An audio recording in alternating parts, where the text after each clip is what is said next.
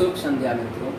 एक बार फिर से मैं आलोक रमन आप तमाम श्रोताओं का अभिनंदन करता हूं जो हमारे सीटेट क्लास से जुड़े हुए हैं, और उन सभी का मैं आभार व्यक्त करता हूं जो हमें मोटिवेट कर रहे हैं, क्योंकि आप सबों ने मेरे चैनल्स को देखा, मेरे चारों वीडियो को देखा और मैं उससे बहुत ज़्यादा प्रेरित हुआ हूँ। और अभी प्रेरणावश ही मैं आज 5वीं वीडियो लेकर आया। जो आज की जो 5वीं वीडियो है वो हिंदी शिक्षण की सहायक सामग्री है, और ये सीटेट का एक अहम बिंदु है जिसे मूल रूप से कि सीटेट में इससे प्रश्न पूछे ही जाते हैं। और आज संयोग की बात है कि मैं ये 5वां वीडियो लेकर आया हूँ, और मेरा आज 5वां मैरिज एनिवर्सरी डे है, यानी मेरी शादी की आज 5वीं सालगिरह है। उसी उपलक्ष्य पर मैं अपने सीटेट बैच का 5वां वीडियो लेकर आया हूँ। और संयोग की बात ये भी है कि मैंने ऑनलाइन सीटेट क्लास की शुरुआत भी 11 जुलाई को ही किया था, यानी उस दिन मैं अपने 4थे मैरिज एनिवर्सरी के दिन से ऑनलाइन क्लास की शुरुआत की थी। और आज लगभग 1 साल से मैं अपना ऑनलाइन क्लास चला रहा हूँ, जिसमें यूट्यूब पर मैं पहली बार आ रहा हूँ। और यूट्यूब पर मैं आज हिंदी शिक्षण का 5वां टॉपिक लेकर आया हूँ, जिस 5वें बिंदु का नाम है हिंदी शिक्षण की सहायक सामग्री। अर्थात एक शिक्षक जब वर्गकक्ष में मौजूद होता है तो किन सहायक सामग्रियों का प्रयोग करते हुए शिक्षण करता है, खास करके हिंदी जैसे विषयों को कैसे पढ़ाता है। आज इसी बिंदु विशेष को देखेंगे। तो सबसे पहले हम ये जानने का प्रयास करेंगे कि आखिर ये सहायक सामग्री होती क्या है, इसका संबंध क्या होता है। वस्तुतः समझिए कि वर्गकक्ष में शिक्षक पढ़ाने जाते हैं, उनकी सोच हमेशा होती है कि बच्चों में वो ज्ञान का संचार करें, लेकिन बालक ज्ञान को प्राप्त तभी करेगा जब उनकी क्लास रसमय हो, अर्थात क्लास में रोचकता हो। और क्लास में रोचकता लाने का जो कारण है, जो बिंदु विशेष है, वो सामग्रियां हैं। अर्थात शिक्षक की शिक्षण कला में ये निखार लाने का काम करती है। यानी हम यूं कह सकते हैं कि जब एक शिक्षक शिक्षण कर रहा होता है तो शिक्षण के दौरान शिक्षक एक साथ कई अवधारणा को स्पष्ट करना चाहता है, यानी विभिन्न प्रकार की अवधारणाएं। अब अवधारणा के तौर पर देखिए, गाय को समझाना, बिल्ली समझाना, पशु पक्षियों को समझाना, इन सभी को समझाने के लिए हमें सामग्रियां चाहिए, तभी बालक मूर्त तौर पर समझेगा। अर्थात इन्हें ही समझाने के लिए शिक्षक जिन सहायक सामग्रियों का इस्तेमाल करता है वही शिक्षण सामग्री है। अब इन सामग्रियों के 3 स्वरूप हैं। शिक्षक किसी एक बिंदु विशेष या एक सामग्री विशेष पर केंद्रित होकर के ज्ञान नहीं देता है। अपितु शिक्षक हिंदी का जब शिक्षण कर रहा होता है तो उसका प्रयोग होता है कि विभिन्न प्रकार के संसाधनों को इकट्ठा करके बच्चों में ज्ञान का हम संचार करें। अब वही विभिन्न साधनों में विभिन्न सामग्रियों के स्वरूप में 3 रूप आते हैं। एक को हम शब्द के तौर पर देखते हैं, दूसरे को दृश्य के रूप में, तीसरे को श्रव्य दृश्य के रूप में। अब यहीं से हम समझना शुरू करेंगे कि आखिर श्रव्य क्या है, दृश्य क्या है, श्रव्य दृश्य क्या है। अर्थात ये श्रव्य भी शिक्षण की एक सामग्री है, जिसके माध्यम से बालक सुन करके ज्ञान प्राप्त कर लेता है। यानी शिक्षक यदि वर्गकक्ष में वाचन प्रस्तुत कर रहा होता है तो उसकी जो आवाज है उसे सुन करके बच्चे ज्ञान प्राप्त कर लेते हैं। अब सुनने का माध्यम क्या होगा, यानी वो सामग्रियां क्या हैं जो श्रव्य स्वरूप में आती हैं और जिसके माध्यम से बच्चे ज्ञान प्राप्त करते हैं। तो उन्हीं साधनों के तौर पर है मौखिक, ग्रामोफोन, टेप रिकॉर्डर और रेडियो। यानी मौखिक उदाहरण। मौखिक उदाहरण से तात्पर्य होता है कि वर्गकक्ष में शिक्षक जब मौजूद होता है वर्गकक्ष में, तो बच्चों के सामने अपने मनोभावों को मौखिक तौर पर प्रस्तुत करता है। जैसे अभी मैं आपकी क्लास में मौजूद हूँ, ऑनलाइन क्लास ले रहा हूँ, लेकिन मैं मौखिक वादन कर रहा हूँ और आप श्रवण कर रहे हो। अब यहाँ से ये मौखिक स्वरूप, मौखिक वक्तव्य आपके कानों तक सुनाई दे रहा है। अब आपके कानों तक जब ये सुनाई देती है तो कक्षा के सारे बच्चों तक ये आवाज जाती है। ये नहीं कि व्यक्ति विशेष के पास मेरी आवाज जा रही है, कक्षा के समूह के सभी सदस्यों के पास जाती है और सभी के सभी सुन करके ज्ञान प्राप्त करते हैं। यानी मौखिक उदाहरण क्या है? श्रव्य संसाधन है, जिसके माध्यम से बच्चों को ज्ञान देने का एक शिक्षक के द्वारा प्रयास किया जाता है। दूसरे स्वरूप में आता है ग्रामोफोन, यानी कहिए ये एक ऐसा माध्यम है जिसके द्वारा बच्चों को शिक्षक की जितनी भी वार्तालापें होती हैं उन्हें सुनने का एक अवसर मिल जाता है। अब इसका स्वरूप देखना, कभी फिल्म वगैरह का आधार देखना कि जहां ऑडियो क्लिप्स गाने तैयार किए जाते हैं वहां ग्रामोफोन का इस्तेमाल किया जाता है। ग्रामोफोन एक इस तरह की आकृति का बना हुआ होता है और एक बड़ी सी ऐसी डिस्क लगी होती है, ये माइक होता है और इसका काम है ये चक्कर काटते रहता है, ये गोल जैसा डिस्क होता है। अब जब गाया जाता है ना तो इसमें ये रिकॉर्ड हो जाता है। अब एक शिक्षक यदि यही काम करे कि ग्रामोफोन में अपनी बातों को रिकॉर्ड कर दे और बालक के सामने उसे प्रस्तुत कर दे तो ज्ञान तो सहज हो जाएगा ना, बच्चा सुन करके ज्ञान प्राप्त कर लेगा। आप सब परिवेश में देखते हो कि बहुत सारे फिल्मी गाने ऐसे हैं जिसे सारे व्यक्ति पढ़े हुए लोग ही उसे याद नहीं करते, वैसे व्यक्ति भी उन संगीत को गुनगुनाने लगते हैं जिन्होंने विद्यालय की ओर कभी रुख किया ही नहीं। आखिर उन्होंने कैसे उन गानों को गाना शुरू कर दिया? हूबहू श्रव्यता के कारण जो ग्रामोफोन के माध्यम से रिकॉर्ड किया गया था वो पब्लिक के बीच में फैल गया है और हम सुन सुन के उन लाइन पंक्तियों को ऐसे अपने मस्तिष्क में पंक्तिबद्ध कर लिए हैं कि हूबहू उसी रूप में हम प्रस्तुत कर देते हैं। यदि यही काम एक शिक्षक करेगा वर्ग कक्ष में तो बालक निश्चित तौर पर शिक्षक के बेहतर व्याख्यान को सुनेगा ना, यानी बालक में ज्ञान का संचार सुनने के माध्यम से होगा। तत्पश्चात आता है टैप रिकॉर्डर। ये टैप रिकॉर्डर भी श्रव्य साधन है, इसके माध्यम से भी बालक में सुनने की क्षमता को विकसित करते हुए उनके अंदर ज्ञान का संचार किया जाता है।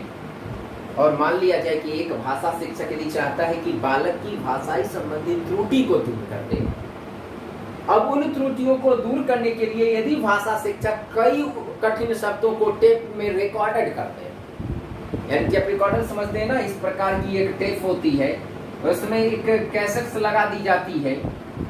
अब रिकॉर्ड ऊपर से रिकॉर्ड बटन दबा दिया जाता है, अब ये इसमें रिकॉर्ड हो जाएगा। अब हम क्या करेंगे एक शिक्षक के तौर पर कि सारे बच्चों को एक एक सीडी बांट देंगे। अब बालक मेरे व्याख्यान को सुन लेगा, घर पर भी सीख लेगा, या ऐसा भी हो सकता है कि एक शिक्षक व्याख्यान दे रहा होगा और बच्चे क्या करेंगे कि उनकी इच्छा होगी कि हम सर की आवाज को बार बार सुने।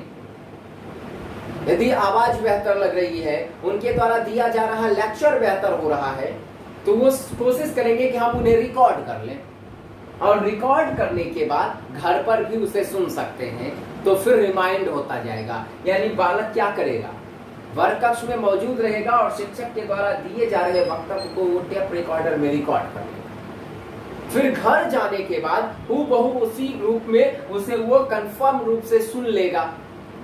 अब सुनने के कारण क्या होगा कि उसी ज्ञान का संचार हूबहू वैसे ही उसके मस्तिष्क में होगा जैसे वर्ग कक्ष में एक शिक्षक कर रहा था।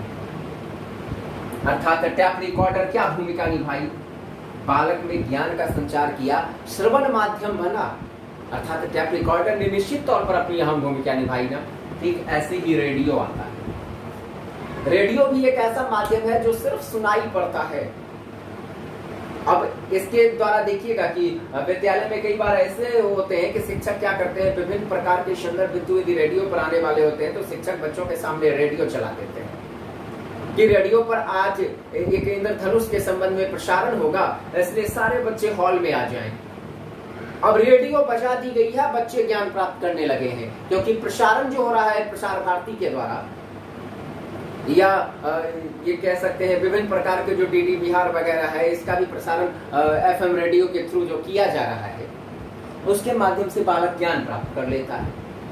यानी रेडियो जो माध्यम है ये पूर्णतया श्रव्यता का स्वरूप है और इस श्रव्यता के माध्यम से बिना देखे सिर्फ सुन करके बालक ज्ञान प्राप्त कर रहा है। अर्थात इस प्रकार के संसाधनों को ही श्रव्य साधन के तौर पर रखा जाता है। और इन श्रव्य साधनों की मदद से बालक ज्ञान प्राप्त कर लेता है और उनके लिए ज्ञान प्राप्त करना सहज हो जाता है। अब दूसरे बिंदु की ओर चले आएंगे तो दृश्य की ओर आएंगे।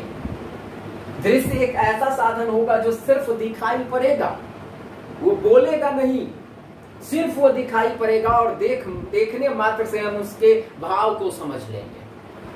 वही दृश्यता का स्वरूप है। अब इसमें सबसे पहला उदाहरण जो चलता है वो है श्यामपट्ट। अब श्यामपट्ट वही है जिसका प्रयोग अभी मैं फिलहाल कर रहा हूं। ये श्यामपट्ट है, यानी व्हाइट बोर्ड जो है ये श्यामपट्ट है, इस पर लिखने का काम किया जा रहा है। वस्तुतः समझिए, इसे मैंने क्या कहा कि ये दृश्य सामग्री है। श्यामपट्ट को मैंने दिखाया कि ये दृश्य सामग्री है, लेकिन वास्तविकता में आप समझिएगा तो श्यामपट्ट किसी प्रकार की सामग्री नहीं है। अब कहिएगा सर अभी आप खुद ही बोल रहे हैं कि ये दृश्य सामग्री है, अभी ही आप ही स्वयं कह रहे हो कि ये किसी प्रकार की सामग्री है ही नहीं। वस्तुतः देखिए, वास्तविकता में दोनों ही बातें सत्य हैं। पहले अर्थों में ये सामग्री है नहीं, इसलिए सामग्री नहीं है कि इस पे क्या दिख रहा है। अभी मैं इन सभी चीजों को, लिखे हुए चीजों को मिटा दूं तो क्या दिखेगा? सिर्फ व्हाइट बोर्ड। ज्ञान प्राप्त होगा आपको? नहीं होगा। अब मैं कहता हूं कि ये सामग्री भी है। अब सामग्री है कैसे? तो एक अध्यापक अपनी कुशलता का परिचय इसके ऊपर देता है। आप में ज्ञान को संचरित करना है, विभिन्न प्रकार की अवधारणाओं को आपको समझाना है, तो मैं इस पर उस कलाकृति को प्रस्तुत कर देता हूं, तब जाकर के दृश्यता दिखाई पड़ता है। जैसे देखिए श्यामपट्ट मॉडल फ्लैनल बोर्ड, ये लिखा हुआ अभी आपको दिखाई पड़ रहा है। ये कैसे दिखा? जब मैंने इसके ऊपर लिखा। यदि मैं नहीं लिखा होता तो व्हाइट बोर्ड दिख रहा होता, लेकिन मैंने लिखा, अर्थात एक शिक्षक के तौर पर मैंने अपनी कला को यहाँ बिखेरने का प्रयास किया। अब इसी कलात्मक स्वरूप के कारण आपने श्यामपट्ट पर विविध शब्दावलियों को देखा। अब आप शब्दावली देख रहे हैं, शब्दावली रहे हैं, श्यामपट्ट नहीं। और इसके माध्यम से आप में ज्ञान का संचार होता चला जा रहा है। अर्थात एक शिक्षक क्या कर रहा है?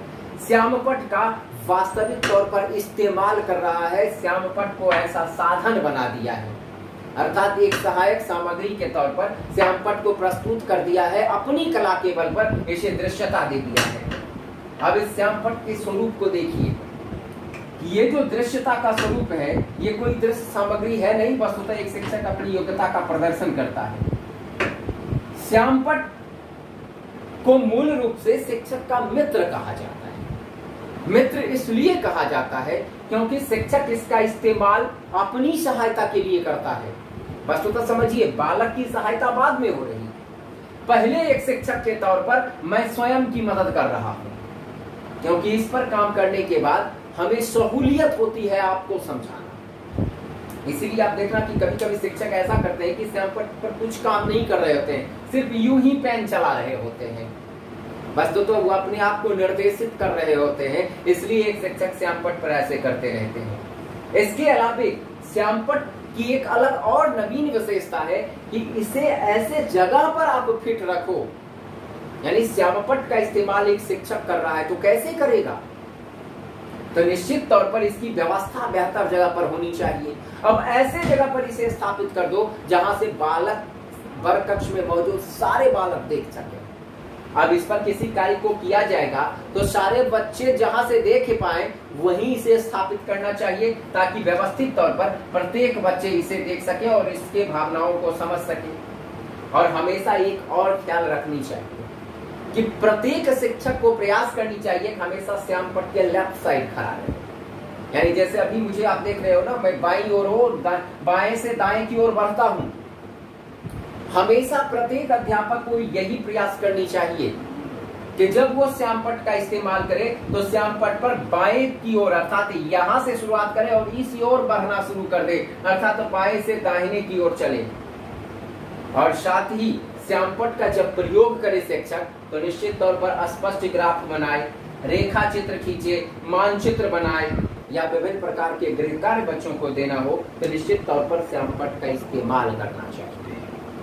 अर्थात श्यामपट्ट एक ऐसा माध्यम हो गया जिसके द्वारा शिक्षक अपनी कला को बिखेरने का प्रयास कर दिया, बालक के सामने स्वरूप को इंगित कर दिया कि आखिर श्यामपट्ट सामग्री थी नहीं, अपितु हमने अपने सहयोगी के तौर पर इसे वर्ग कक्ष में दृश्य सामग्री बना दिया। यानी मूल रूप से कहिए ये छात्र के सहयोग के लिए तो है ही, लेकिन मूल रूप से शिक्षक का ये मित्र बन जाता है श्यामपट्ट, और वो एक शिक्षक के शिक्षण कला को और बिखेरने का प्रयास करता है, उसमें और ज्यादा बेहतरी का प्रयास कर देता है। दूसरा स्वरूप आता है मॉडल, यानी ये भी एक तरह से कहिए कि मूल रूप से ये साधन है, और इसके माध्यम से, इस मॉडल के माध्यम से बच्चों को ज्ञान दिया जा सकता है। हम मान लीजिए कि वर्ग कक्ष में किसी परिस्थिति विशेष की वास्तविक ज्ञान आपको देनी हो, तो वास्तविकता से परिचित कराने के लिए आप क्या कीजिएगा? उस वास्तविकता से परिचित कराने के लिए बच्चों के सामने आप ग्लोब जैसा मॉडल प्रस्तुत कर दीजिएगा। अब ये ग्लोब जो है एक मॉडल हो गया, अब ये बालक के सामने मौजूद हो गया है, अब ये नमूना है, मॉडल है, अब इसको देख करके बालक सीखेगा। अब देखिए ग्लोब बोलेगा तो नहीं, ग्लोब बोल नहीं रहा है, लेकिन दिखाई तो दे रहा है ना, एक मॉडल है जो हमें दिखाई पड़ता है। या कुर्सियां, बालक को कुर्सी के बारे में बतानी है तो कुर्सी का एक चित्र बना दिए, एक रेखा चित्र खींच दी। अब बालक ने क्या किया? गौर से उस कुर्सी को देखा और कुर्सी की समझ, कुर्सी की अवधारणाएं विकसित हो गई, क्योंकि दृश्यता था। अर्थात मॉडल भी दृश्य स्वरूप प्रस्तुत करता है और बालक उसे देख करके उसकी अवधारणाओं को समझ लेता है। जैसे गाय, गाय की अवधारणा को समझना है कि गाय होती क्या है, कौन है, कौन कौन पशु हैं, उनमें क्या भिन्नताएं हैं, एक मॉडल के तौर पर हम समझा सकते हैं, जिसका दृश्य स्वरूप बच्चों के सामने हम प्रस्तुत कर देंगे ग्राफ पेपर या चार्ट पेपर के माध्यम से। यानी यूं कहिए कि ये चार्ट्स पेपर भी, ये जो चार्ट्स पेपर है ये भी दृश्यता का स्वरूप है, ये दिखाई पड़ता है। साथ ही पोस्टर, विभिन्न प्रकार के पोस्टर, विज्ञापन आप देखना, अभी देखना कि शहर शहर में गंदगी फैलाने से रोकने का विज्ञापन रहता है, या भूकंप रोधी मकान बनाने का विज्ञापन सरकार जगह जगह लगवा देती है। ये पोस्टर का आधार है जिसके माध्यम से समाज में जागरूकता भी फैल रही है और समाज के लोग उस अवधारणा को भी समझने लगे हैं जिसमें दृश्यता है। वो पोस्टर बोल नहीं रहा है, लेकिन बालक उसके दृश्य स्वरूप को देख करके उसकी अवधारणाओं को समझ लेता है। इसके अलावा देखिए फ्लैनल बोर्ड, फ्लैनल बोर्ड एक तरह का ऐसा बोर्ड होता है जिसके मूल रूप से कहिए कि जिन अवधारणाओं को स्पष्ट करना होता है उसे उसमें गाड़ दिया जाता है, यानी यूं कहिए कि कील के सहारे उसमें चिपका दिया जाता है। एक तरह से खादी कपड़े का ऊपर में बना हुआ बोर्ड होता है। जैसे देखिएगा अपने महाविद्यालय में, श्याम कॉलेज या किसी भी महाविद्यालय को आप देखना, उसका सूचना पट, सूचना पट के ऊपर देखना किसी सूचना को कील के माध्यम से जो चिपका दी जाती है ना, वो फ्लैनल बोर्ड है। अब इसका इस्तेमाल एक शिक्षक वर्ग कक्ष में कर सकता है। अब वर्ग कक्ष में कैसे करेगा? तो वर्ग कक्ष में लगा दिया फ्लैनल बोर्ड। अब मान लिया जाए कि हमें शेर की अवधारणा आपको समझानी है, तो एक शेर का प्लास्टिक की तस्वीर लाएंगे और फ्लैनल बोर्ड पर चिपका देंगे कील के माध्यम से। अब फ्लैनल बोर्ड पर जब वो चिपक जाएगा तो बालक को अब दिखाइएगा ना, देखो बेटा यही शेर है। अब शेर देखो किस किस चीज को खा रहा है, उन सब चीजों को भी इस पर चिपका देंगे। बालक दृश्यता को देखेगा, अर्थात वो जो खादी कपड़ों पर बना हुआ जो वो बोर्ड है, यानी कहिए कि वो पलाई का स्वरूप रहता है, उस पर गोंद द्वारा चिपकाया जाता है विभिन्न प्रकार के कपड़ों को। यानी खादी का कपड़ा, जैसे मान लीजिए ये बोर्ड है, ये बोर्ड है, इसके ऊपर मैं खादी के कपड़ों को गोंद के माध्यम से चिपका दूंगा। अब विभिन्न प्रकार के मॉडल को इसी के ऊपर कील के सहारे इसमें ठोक देंगे। अब आराम से आप देख लीजिए, जैसे जिस महाविद्यालय में मैं पढ़ाता हूँ, Shyam school of education Begusarai, वहां पर मैंने पाया है कि बच्चों के लिए जो गाउन आता है, जो ड्रेस आता है, उस ड्रेस की जो एक नकल है ना, उसे चिपका दिया गया है ऊपर में फ्लैनल बोर्ड पर ही। अब बालक को जब आते हैं महाविद्यालय में नए बच्चे, तो वो पूछते हैं कि सर किस प्रकार की ड्रेस चाहिए हम लोगों को, तो हम कहते हैं कि जाइए फ्लैनल बोर्ड पे चिपका हुआ है, वो कील के माध्यम से सहारे वो चिपका हुआ है। बालक उसी को देख लेता है और उसके माध्यम से, उस नमूना के माध्यम से सामान खरीद लेता है, कपड़ा खरीद लेता है। अर्थात ये फ्लैनल बोर्ड दृश्यता का स्वरूप है जो दृश्य रूप से प्रदर्शित करता है। साथ ही मानचित्र, ये मानचित्र वैसा चित्र होता है जिसका मापक तय रहता है। देखिए मानचित्र होता है, खाका चित्र होता है, रेखा चित्र होता है। रेखा चित्र या खाका चित्र ऐसा होता है कि हमने भारत का मैप बनाना शुरू कर दिया, ये भारत हो गया, हमने लिख दिया इंडिया, तो यही इंडिया हो गया। अब इसमें हमें जो दर्शाना होगा उसे प्रदर्शित कर देंगे। ये खाका चित्र है, लेकिन यदि कोई भारत का मानचित्र हमें दिखाने कहे, बनाने कहे, तो स्पष्ट या बेहतर मानचित्र हमें लाने होंगे जिसका मापक तय होता है। मानचित्र के मापक हमेशा तय होते हैं, तय मापक वाले चीजों को लाना होगा, अर्थात 1 सेंटीमीटर बराबर कितना किलोमीटर है, इन चीजों को हमें स्पष्ट इंगित करना होगा, तो वो मानचित्र होता है। अब बालक के सामने हम विश्व के मानचित्रों को प्रस्तुत करते हैं, तो मान लिया जाए मार्केट का ही मानचित्र खरीद लेते हैं, बच्चों के सामने प्रस्तुत कर देते हैं, तो बालक उसे देखता है। एक शिक्षक के तौर पर हम अवधारणाओं को स्पष्ट करते हैं, लेकिन मानचित्र खुद बोल नहीं रही होती है, लेकिन मानचित्र के रूढ़ प्रतीक चिन्ह जो है वो भाषाई तौर पर बच्चों के सामने बच्चों से बातें करती है, इंगित करता है, संकेत के तौर पर बताता है कि आखिर इस मानचित्र में क्या क्या चीज है और कहां कहां है। उन रूढ़ प्रतीकों के माध्यम से ही मानचित्र को समझा जाता है। लेकिन यह मानचित्र पूर्णतया दृश्यता को प्रदर्शित करता है। और आखिरी में एक आता है समाचार पत्र या पत्रिकाएं, यानी आप कह सकते हो पाठ्य पुस्तकें। पाठ्य पुस्तक भी दृश्य सामग्री है। आप जितनी भी पुस्तकों को पढ़ते हो, गौर करना, पुस्तक को पढ़ने के बाद आप अवधारणा समझ जाते हो, पॉइंट विशेष को, बिंदु विशेष को आप समझ जाते हो, लेकिन गौर करना, क्या वो पुस्तक आपसे बातें करती है? नहीं करती है, बोलती नहीं है, आप सुनते नहीं हो, आप दृश्यता का अनुभव करते हो। अर्थात इस प्रकार की जो समाचार पत्र, पत्रिकाएं या पाठ्य पुस्तकें हैं, वो सभी दृश्य सामग्री के तौर पर उभर कर सामने आती है, और ये सभी के सभी छात्र और शिक्षक दोनों की मदद करती है। अर्थात छात्र के लिए अधिगम में सहायक है और एक शिक्षक के लिए शिक्षण में सहायक है। और आखिरी स्वरूप आता है श्रव्य दृश्य सामग्री। ये श्रव्य दृश्य वैसी सामग्री होती है जो बोलती भी है और जो दिखती भी है, यानी जिसके माध्यम से आवाज भी सुनाई दे और चित्र भी प्रस्तुत रूप से, वीडियो क्लिप्स भी दिखाई दे। अब उस प्रकार की जितने भी संसाधन है वो सभी श्रव्य दृश्य के तौर पर आते हैं। जैसे मान लिया जाए चलचित्र। अब चलचित्र एक ऐसा माध्यम होगा जिसके द्वारा छात्र सुनेगा भी, देखेगा। जैसे सिनेमा हॉल का पर्दा आप देखिए, उस पर्दे के ऊपर वास्तविक परिस्थिति को प्रदर्शित किया जाता है और छात्र की इंद्रिय शक्ति क्रियाशील हो जाती है। हमारी जो ज्ञानेंद्रियां हैं वो एक्टिव हो जाती है, कान, नाक, आंख सभी एक्टिव रहता है। उसके माध्यम से, कान के माध्यम से हम सुनते हैं और आंख के माध्यम से उसे देखते भी हैं और विभिन्न प्रकार की अवधारणाओं को समझ लेते हैं। जैसे मान लिया जाए वर्ग कक्ष में आप प्रोजेक्टर का इस्तेमाल कर दो। अब किसी कहानी की अवधारणा को बच्चों में फिट करनी है, तो कहानी चल रही है, प्रोजेक्टर पर बच्चा देख रहा है, उसकी तस्वीर भी दिखाई दे रही है और साउंड भी अंदर से आ रहा है। अब बालक बेहतर ढंग से सीखेगा क्योंकि श्रव्यता और दृश्यता का अनुभव हो रहा है। ठीक इसी तरह टेलीविजन है, जैसे श्रव्य के तौर पर आपने पढ़ा था रेडियो, लेकिन दृश्यता का आधार लीजिएगा तो टेलीविजन। टेलीविजन इसमें भी दिखाई भी पड़ता है और सुनाई भी पड़ता है। और वर्तमान समय में जो लॉकडाउन का समय चल रहा है, इसमें आप देखना कि टेलीविजन के माध्यम से बच्चों को ज्ञान दिया जा रहा है। दूरदर्शन पर विभिन्न प्रकार के वर्ग कक्षों के लिए विभिन्न विषयों को पढ़ाई जा रही है। ये दूरदर्शन का जो माध्यम है, ये टेलीविजन ही है जो श्रव्य और दृश्य के तौर पर बच्चों को ज्ञान देने का काम कर रही है। और आखिरी बिंदु एक आता है नाटक।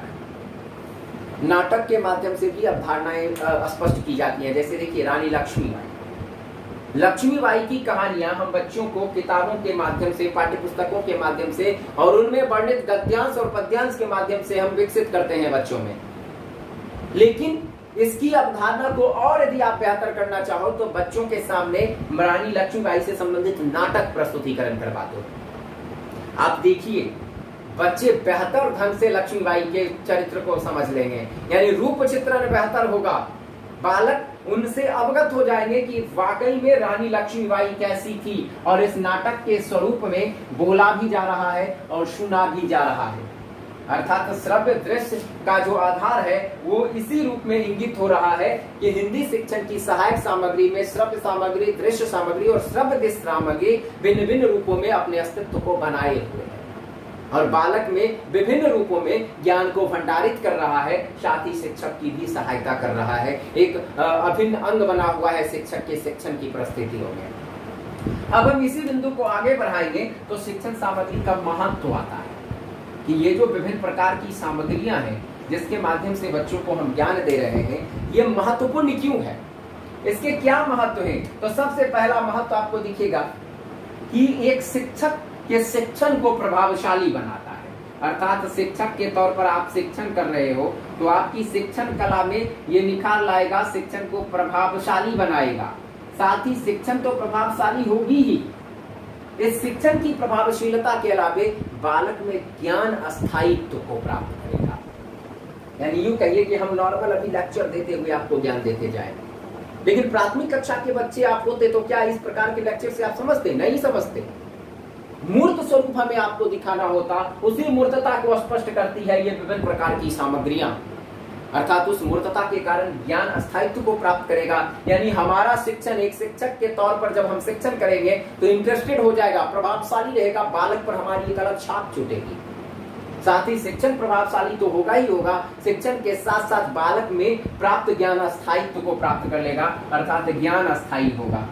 दूसरे स्वरूप को आप देखिएगा, तो यदि शिक्षण सामग्री का हम प्रयोग करते हैं एक शिक्षक के तौर पर, तो क्लास को रोचक बनाया जा सकता है। अर्थात यूं कहिए कि बालक जो बोरियत फील करता है उन बोरियत को दूर किया जाएगा। अब देखिए 2 घंटी हुई, 3 घंटी हुई, बालक नशा नहीं ले रहा है, उसे बोरिंग फील हो रही है। वैसी परिस्थिति में आप क्या कीजिए? यदि आप विभिन्न प्रकार के सामग्री का इस्तेमाल कर देते हो तो बच्चे को तो मजा आ जाएगा ना, क्योंकि अब वो बोरियत समाप्त हो गई है, बालक आनंद लेने लगा है, क्योंकि आप उसे एक अलग ढंग से एंजॉय करा रहे हो, एक्टिविटी आप करवा रहे हो उससे। आप देखिए टेलीविजन पर हम फिल्म दिखा रहे हैं, अब बच्चे को तो ये फील होगा ना कि सर अब पढ़ा नहीं रहे तो फिल्म दिखाएंगे। लेकिन देखिए हमने फिल्म दिखाया, परंतु बच्चों के सामने फिल्म के माध्यम से ही ज्ञान प्राप्ति का एक स्रोत मिल गया। अब टेलीविजन श्रव्य दृश्य सामग्री का हमने इस्तेमाल किया कि बेटा चल आज हम थोड़ा फिल्म देखे। वो अब बच्चा सब चले ने कहा तो सरजीता फिल्म देखे थी ना, मजा आए थे, लेकिन हम फिल्म नहीं दिखा रहे हैं। उनके पुस्तकों में जो वर्णित कहानियां हैं उसी को फिल्म के माध्यम से हम प्रस्तुत कर दिए हैं। अब देखिए बालक उसे क्लास में बेहतर ढंग से नहीं समझ पा रहा था, लेकिन जो ही मैंने फिल्म के तौर पर उसे प्रस्तुत किया, बच्चे तो मजे लेने लगे, और मजे तो ऐसे लेने लगे कि अगले दिन दूसरे बच्चों को भी कहने लगे अरे हमारा स्कूल में फिल्म दिखा जाए तो हम हमारा स्कूल चल। अब देखो वो बच्चा आने लगते, यानी विद्यालय में बच्चा के भर मार लगा लगते ही कैसे लग रहे हैं। शिक्षक कला के कारण भी शिक्षक विभिन्न प्रकार की सामग्री का प्रयोग करके वर्ग कक्ष को रोचक बनाते हैं, और इसी रोचकता के कारण बच्चे वर्ग कक्ष में आते हैं।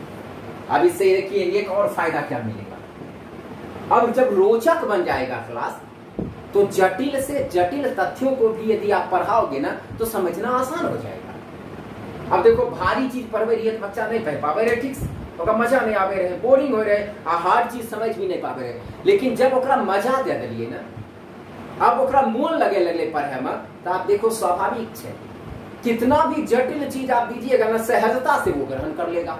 लेकिन जब बच्चे का मन नहीं लगेगा ना, उस समय आप सरल चीज भी देना वो ज्ञान नहीं प्राप्त कर पाएगा। अर्थात शिक्षक अब शिक्षण करने के दौरान जटिल तथ्यों को भी बच्चों के मस्तिष्क में फिट कर देता है। यानी जटिल तथ्यों को फिट करने का काम करता है कब? जब विभिन्न प्रकार के शिक्षण सामग्री का इस्तेमाल करके वर्ग कक्ष को रोचक बनाता है। अब जब इसका प्रयोग होगा तो जब शिक्षक जटिल तथ्यों को भी अब आसान कर देगा तो बालक भी यहाँ पर एक्टिव हो जाएगा, यानी बच्चे क्रियाशील हो जाएंगे। यानी महत्ता किसकी बढ़ी? इस सहायक सामग्री की बढ़ी जिसने बच्चों को एक्टिव कर दिया। अब बालक स्वाभाविक से क्रियाशील हो जाते ना, कारण ओकरा सामने सब काम अब होना शुरू हो गए। अब बच्चा बोर फील नहीं करे, अब बच्चे को मजा आ रहा है, और जब मजा आने लगेगा तो स्वाभाविक है वो अपनी ओर से दौड़ दौड़ के प्रयास करेगा, खुद से नया सीखने का काम करेगा, अर्थात बालक एक्टिव होगा। अब एक्टिव ज्यों ही होगा तो ज्ञान अस्थायी होगा, एकदम तय है।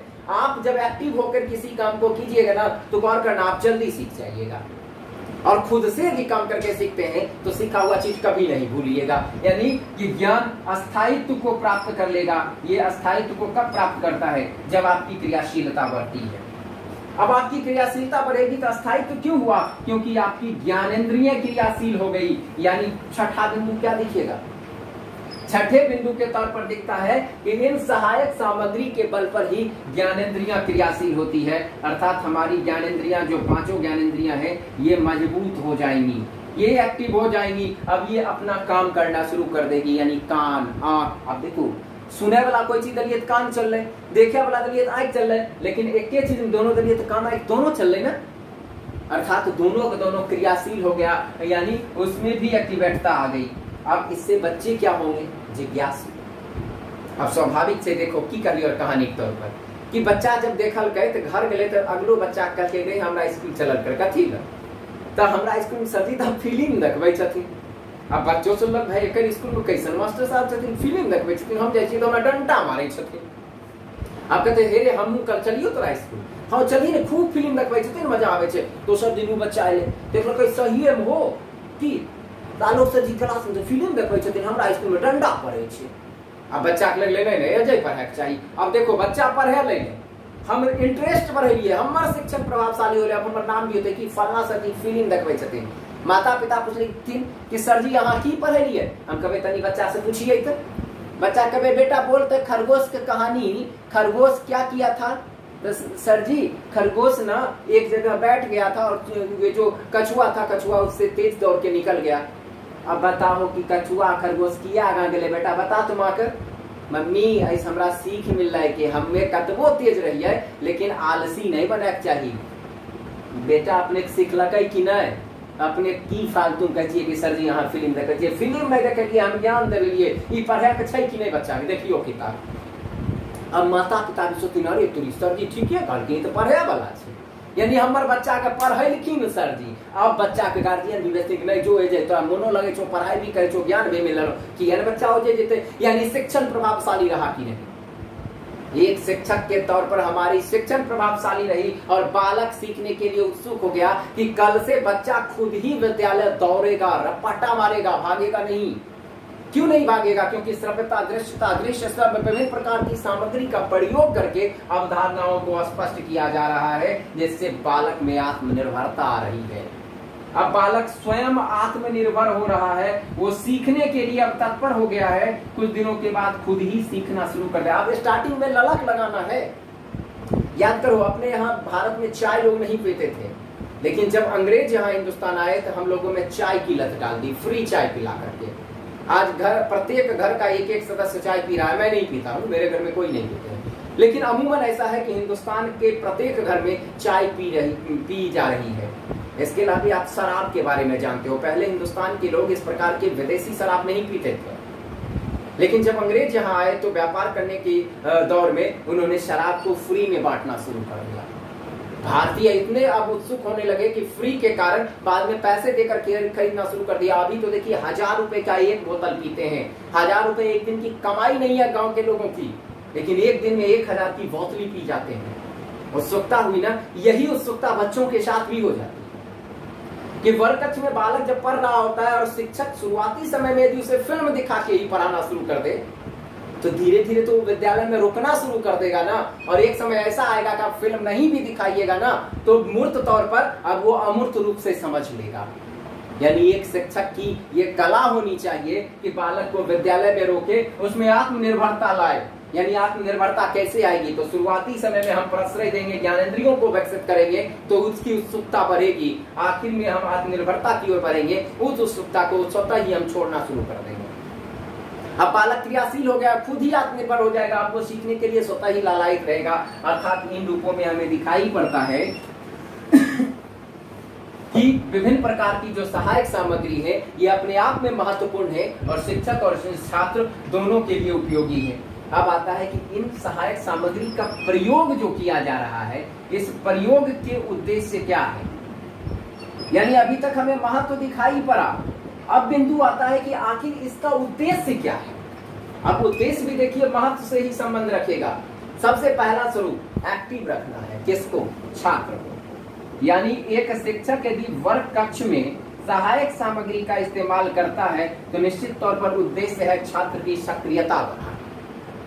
छात्र ऐसे क्रियाशील नहीं है, एक्टिव नहीं है, वर्ग कक्ष में मजा नहीं ले रहा है, तो शिक्षक क्या करेंगे कि हम इसी उद्देश्य से हम इसका प्रयोग करेंगे। यानी विभिन्न प्रकार की सामग्रियों का प्रस्तुतिकरण यदि बच्चों के सामने कर रहे हैं तो हमारी सोच यही बन गई है कि बालक को हम पहले क्रियाशील कर दें, क्योंकि जब तक ये एक्टिव नहीं होगा सीखेगा नहीं। आप तब तक नहीं पढ़ोगे जब तक आप तैयार नहीं हो। अभी मैं यूट्यूब क्लास चलाता हूँ, आप मेरे क्लास में तभी पढ़िएगा जब आपको मजा आएगा और जब आप खुद तैयार रहेंगे।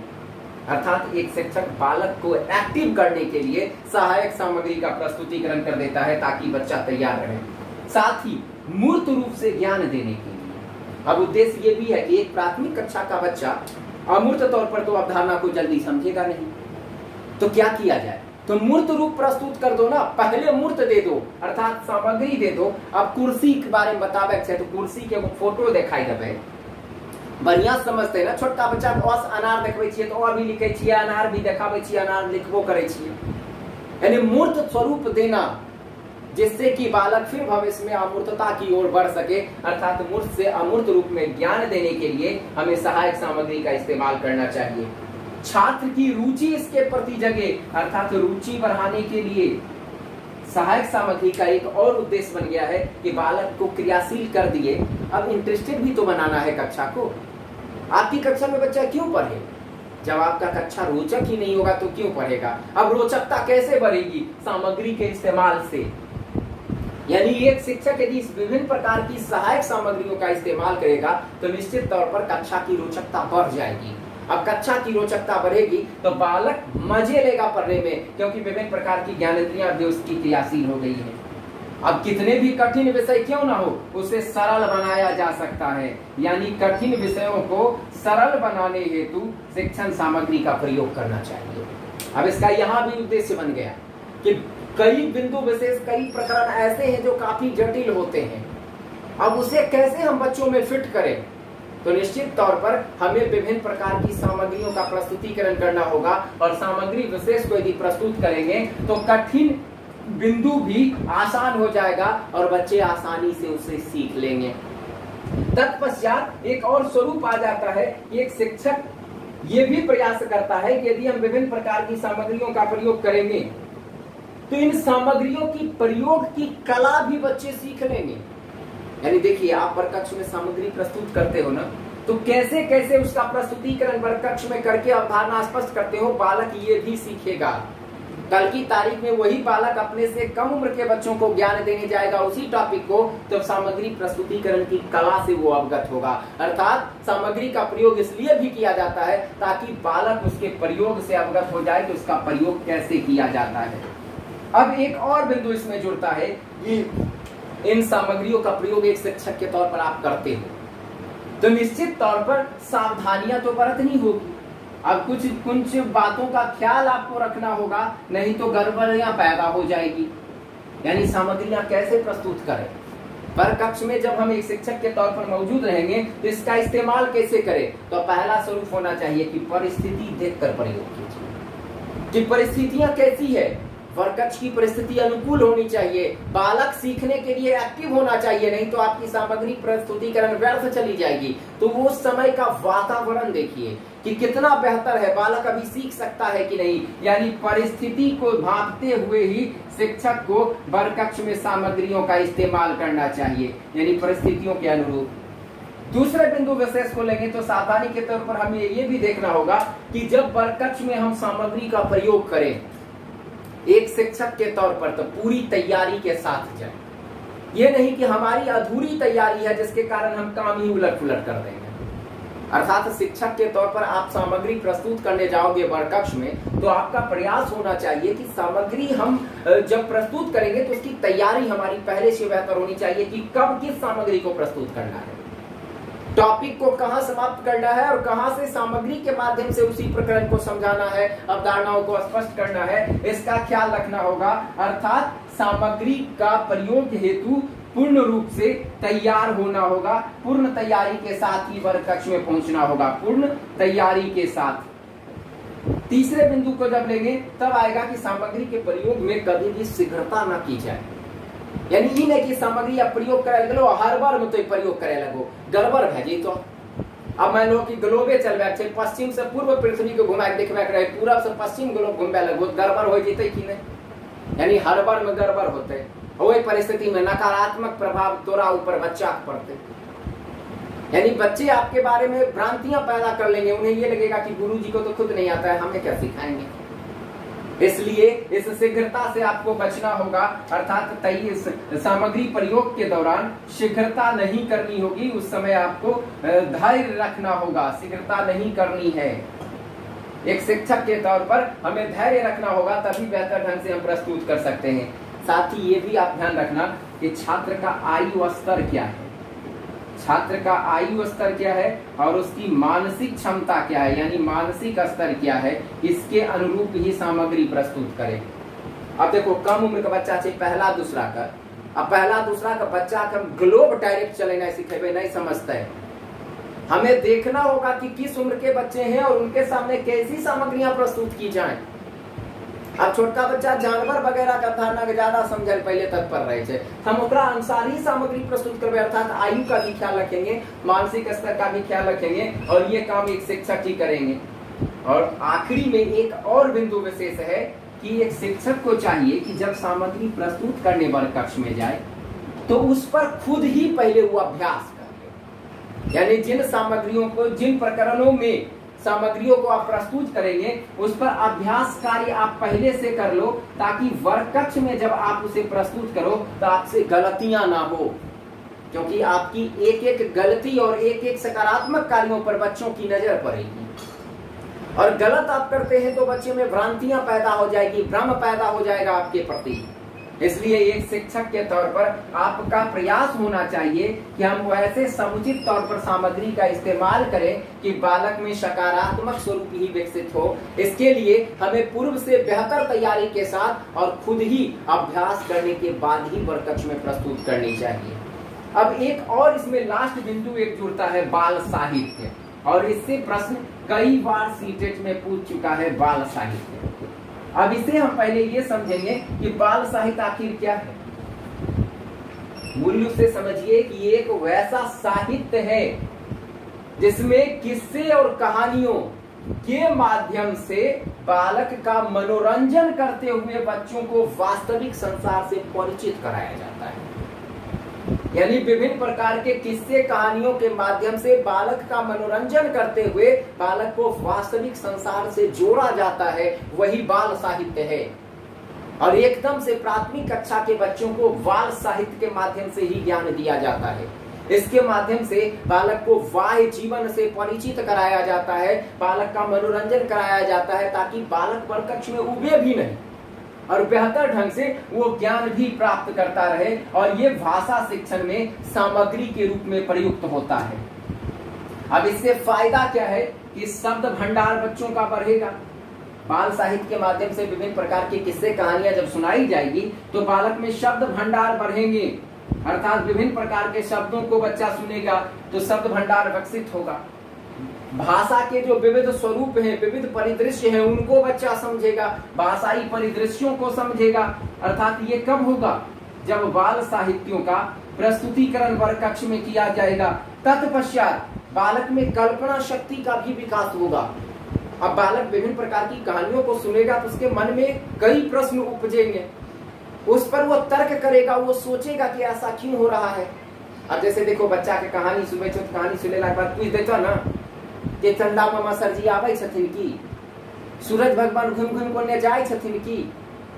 अर्थात तो बच्चा यदि ये सभी चीज पूछ रहा है तो निश्चित तौर पर बाल साहित्य के माध्यम से उसकी कल्पना बढ़ रही है, कल्पना शक्ति, तर्क शक्ति का विकास हो रहा है, जिसके कारण बालक चिंतन करते हुए आपसे तर्क करता है, यानी कल्पना शक्ति का विकास होता है।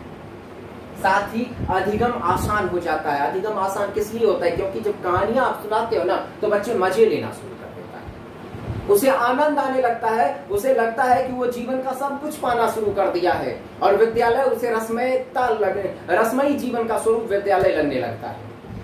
अर्थात इस तरह से यदि बच्चों के सामने बाल साहित्य का प्रस्तुतिकरण किया जाता है तो बालक के लिए वर्ग कक्ष में पढ़ना सहज हो जाता है और विभिन्न प्रकार की अवधारणाओं को वो सहजता के साथ समेट लेता है। इस प्रकार से हमारा हिंदी शिक्षण की सहायक सामग्री टॉपिक नंबर 5 आज समाप्त हुआ है। फिर आप लोगों का प्यार बेहतर मिलता रहे।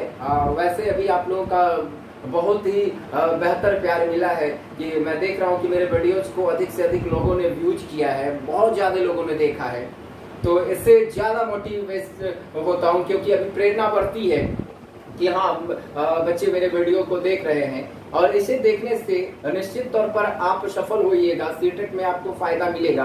खास करके बिहार के बच्चे यदि हमारे इस भाषाई स्वरूप से जुड़ते चले जाएंगे तो उनके लिए ज्ञान प्राप्त करना सहज हो जाएगा।